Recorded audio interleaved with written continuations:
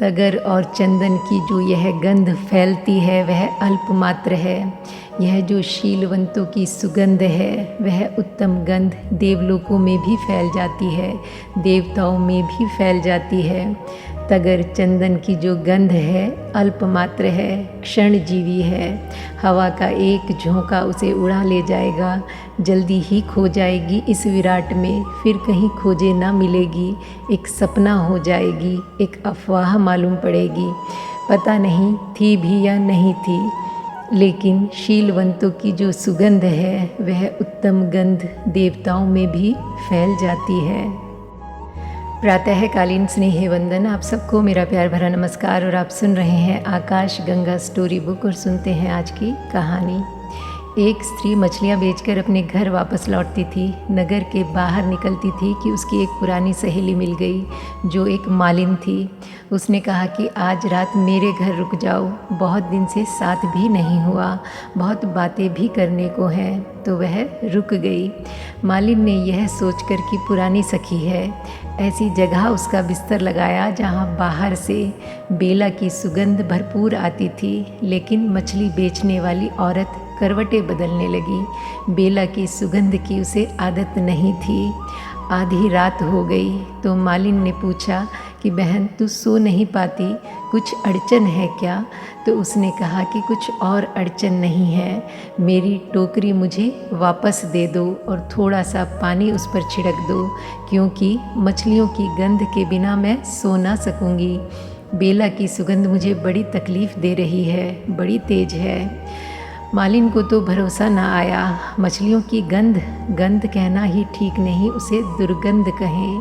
लेकिन उसने पानी छिड़का उसकी टोकरी पर, कपड़े के टुकड़े पर, जिन पर मछलियाँ बांधकर वह बेच आई थी। उसने उसे अपने सिर के पास रख लिया और जल्दी ही उसे खुराटे आने लगे। वह गहरी नींद में खो गई। तल है बहुत। बुद्ध कहते हैं कि देवताओं को भी, पृथ्वी पर रहने वालों को ही नहीं, स्वर्ग में रहने वालों को भी शील की गंध आती है। शायद पृथ्वी पर रहने वालों की तो वैसी ही हालत हो जाए जैसी मछली बेचने वाली औरत की हो गई थी। बुद्ध को लोगों ने पत्थर मारे, उन्हें दुर्गंध आई होगी, सुगंध ना आई होगी। महावीर को लोगों ने सताया, उन्हें सुगंध ना आई होगी, अन्यथा पूजते। जीसस को सूली पर लटका दिया।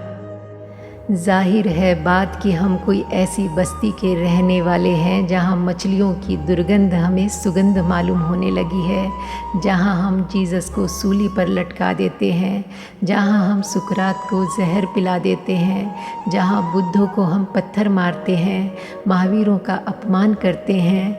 हमें उनकी सुगंध नहीं मालूम पड़ती है। हम भयभीत हो जाते हैं। उनका होना हमें डगमगा देता है। उनके होने में बगावत मालूम पड़ती है। उनकी श्वास श्वास में विद्रोह के स्वर मालूम होते हैं। लेकिन देवताओं को उनकी गंध आती है। महावीर के जीवन में बड़ा प्यारा उल्लेख है। कथा है, लेकिन कथा भी बड़ी बहुमूल्य है और सार्थक है। और कभी कभी कथाओं के सत्य जीवन के सत्यों से भी बड़े सत्य होते हैं। कहते हैं कि महावीर ने जब पहली दफ़ा अपनी उद्घोषणा की, अपने सत्य की, तो देवताओं के सिवाय कोई भी सुनने ना आया। आते भी कैसे? कोई और उद्घोषणा इतनी ऊंची थी, उसकी गंध ऐसी थी कि केवल देवता ही पकड़ पाए। अगर कहीं कोई देवता है तो निश्चित ही वही सुनने आए होंगे। फिर देवताओं ने महावीर को समझाया बुझाया कि आप कुछ इस ढंग से कहें कि मनुष्य भी समझ सके। आप कुछ मनुष्य की भाषा में कहें, मतलब यही कि मनुष्य की टोकरी पर थोड़ा पानी छिड़कें, मनुष्य की टोकरी उसके पास रख दें, तो ही शायद वह पहचान पाए। कोई भी नहीं जानता कि महावीर की पहली उद्घोषणा में, पहले संबोधन में महावीर ने क्या कहा था, और वही शुद्धतम धर्म रहा होगा। बुद्ध तो चुप ही रह गए जब उन्हें ज्ञान हुआ। उन्होंने कहा कि बोलना फिजूल है, कौन समझेगा, यह गंध बांटनी व्यर्थ है। यहाँ कोई गंध के पारखी ही नहीं है। हम बांटेंगे सोना और लोग समझेंगे पीतल, हम देंगे हीरे और लोग समझेंगे कंकड़ पत्थर, फेंक आएंगे तो बुद्ध तो 7 दिन चुप ही रह गए। फिर कथा कहती है कि स्वर्ग के देवता उतरे, खुद ब्रह्मा उतरे, बुद्ध के चरणों में सिर रखा और कहा, ऐसी अनूठी घटना कभी कभार घटती है सदियों में, तो आप कहें, कोई समझे या ना समझे आप कहें, शायद कोई समझ ही ले, शायद कोई थोड़ा ही समझे, एक किरण भी किसी की समझ में आ जाए तो भी बहुत है, क्योंकि किरण के सहारे कोई सूरज तक जा सकता है।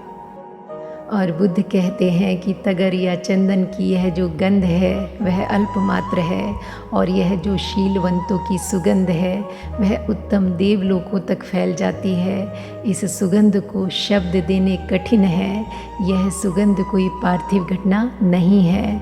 तुम इसे तौल ना सकोगे, ना ही तुम इसे गठरियों में बांध सकोगे, ना ही तुम इसे शास्त्रों में समा सकोगे, ना ही तुम इसके सिद्धांत बना सकोगे।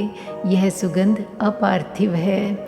यह तो केवल उन्हीं को मिलती है जो बुद्धों की आँखों में झांकने में समर्थ हो जाते हैं। यह तो केवल उन्हीं को मिलती है जो बुद्धों के हृदय में डूबने में समर्थ हो जाते हैं। यह तो केवल उन्हीं को मिलती है जो मिटने को राज़ी हैं, जो खोने को राज़ी हैं, और इस सुगंध को पाना बड़ा सौदा है।